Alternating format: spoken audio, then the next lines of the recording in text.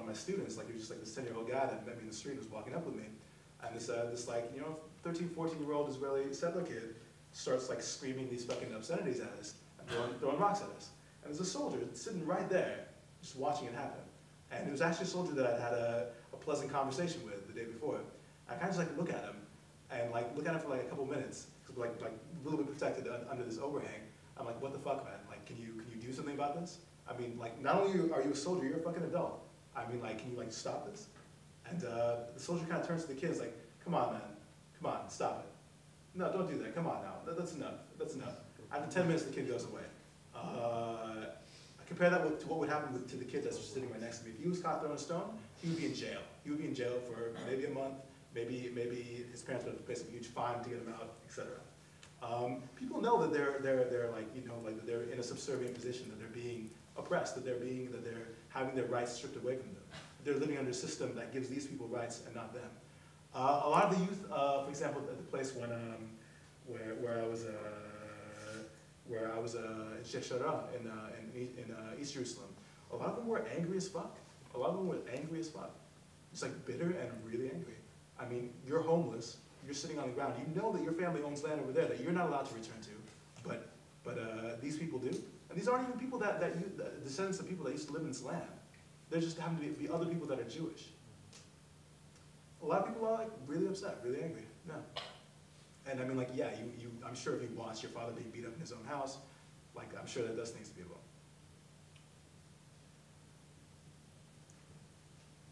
Is there any movement for divestment in this campus? I know at UC Berkeley and UC San Diego there have been successful divestment campaigns from this. I don't know too much about that, to be honest. I remember we talked about it a little bit last year. My own personal view on that is, one, you need to walk before you can run, and I would say don't make unnecessary enemies. I would say start a divestment campaign. My personal belief is just divest from the substance, divest from what's immediately wrong at first, at least, and try to see if you can engage the Israeli left, see if you can get them to understand why you're doing this, see if you can get them to understand that this hasn't, we don't hate you and want you to die. Like, this is because these are some serious human rights abuses going on.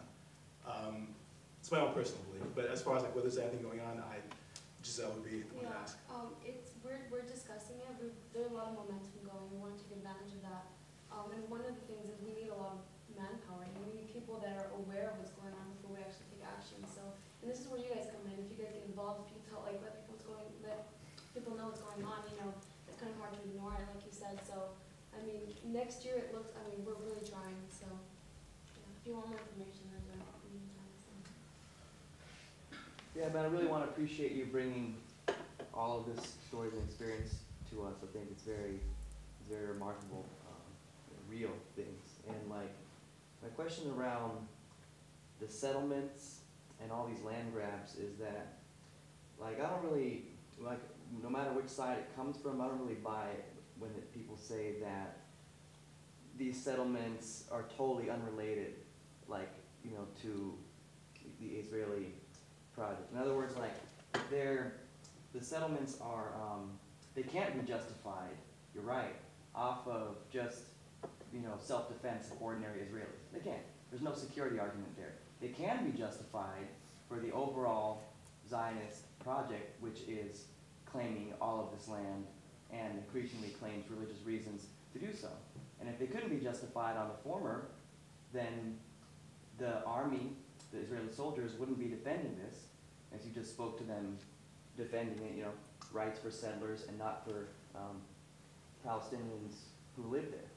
And so if that's true, that these settlements are in the interest of Israel's, not all Israelis, but Israel's overall like strategic interest, then what does that say about the nature of the whole Israeli Zionist project and of the country that is its #1 bankroller, which is us? I would say that, like, it depends how you define Zionism. There's definitely a lot of people on the extreme right in Israel that define it exactly that way.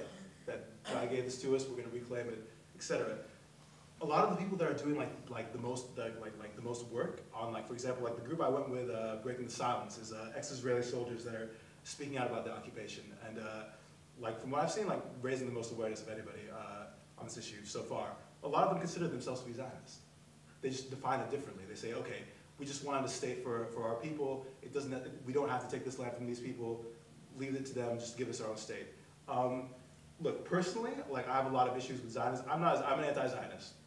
But at the very least, and I think I didn't even touch on refugee issues, just the idea of people coming from a different place and claiming the land of people, of an indigenous people that's living right there. Because a lot of us do view Israel proper as occupied Palestine, you know? No, I understand.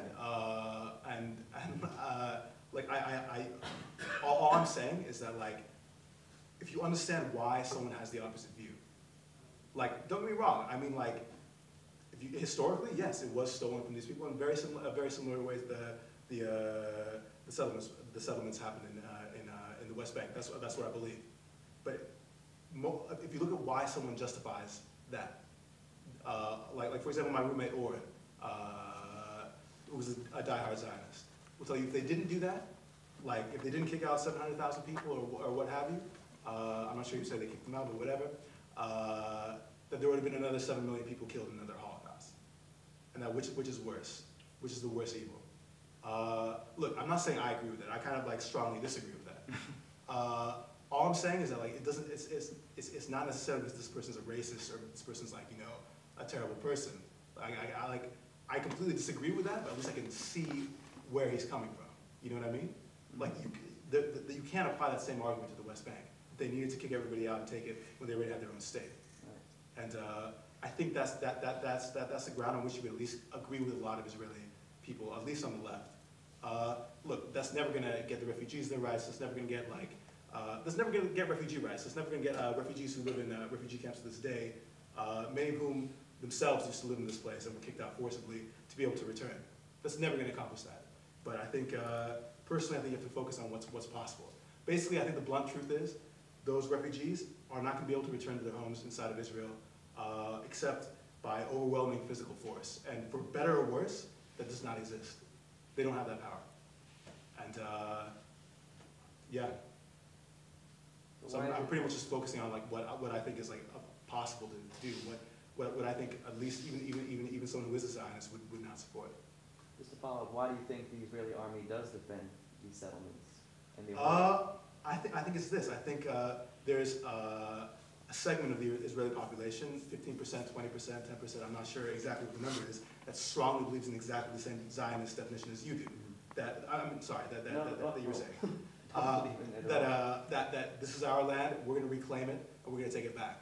The rest of the population is either apathetic, very similar to the way that most Americans are apathetic about a lot of shit that our country does.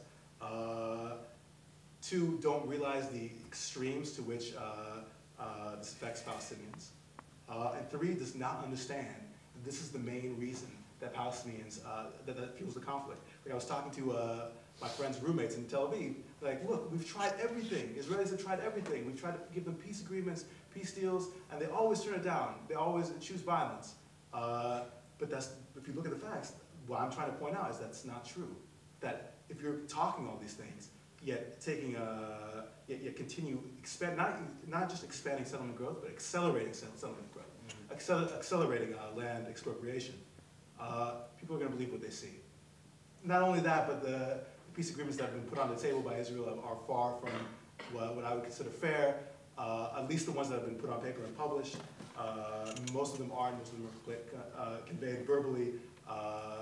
There were recent ones that, like for example, Omer, when he was on his way out and did not actually have any power, said, okay, we'll give them East Jerusalem as a state, we'll give them 99% of the West Bank, and give them their own state. He actually didn't have any power, and that wasn't like a real offer from the Israeli government. Taba, same thing, after Camp David, similar situations, and the Palestinians actually said that this is a basis for negotiation, we're willing to negotiate over this. Yeah, basically all I'm saying is like, look, personally I think there's a lot of rights of Palestinians that are being ignored. I think the sad reality is that they're going to be ignored. I don't support that, I just don't think that it's possible to, that's going to happen. Yeah.